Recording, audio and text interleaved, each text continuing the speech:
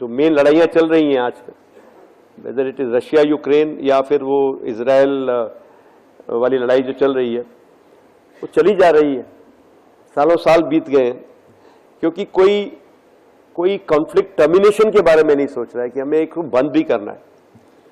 I think what we have to understand, जो हमारे को भी ऐसा बोला गया था कि भाई फीलिंग्स ऐसी सुनने में आई हैं और लोगों ने भी कहा है कि नहीं और थोड़ा करना चाहिए था, बहुत जल्दी हमने रोक दी लड़ाई।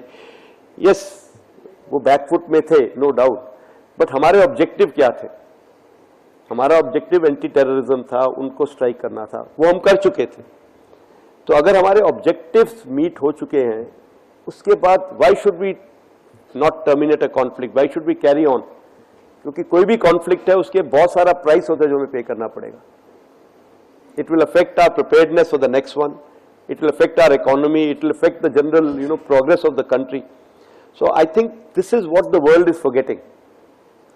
उनको यही नहीं पता कि हमारा टारगेट क्या था जब हमने लड़ाई शुरू करी थी। अब वो गोल पोस्ट उनका शिफ्ट होता जा रहा है। Egos are coming in between, and this is where I think world has to learn a lesson from India how to start and terminate a conflict at the earliest possible opportunity.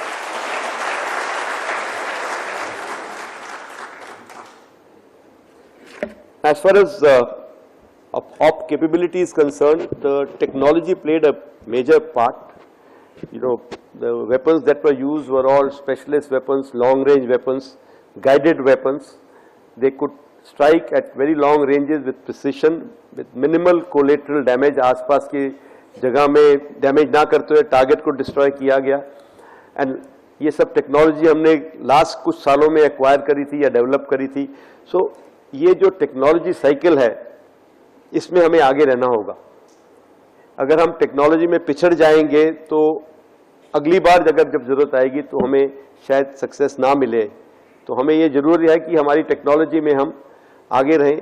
Technology को सिर्फ develop करना ही नहीं, उसको सिर्फ खरीदना या लाना ही नहीं, उसको एब्जॉर्ब करना है, अपने सिस्टम, अपने प्लान्स में उसको अडेप्ट करना है और अपने आप को उसके साथ अडेप्ट करना है। ये बहुत जरूरी है।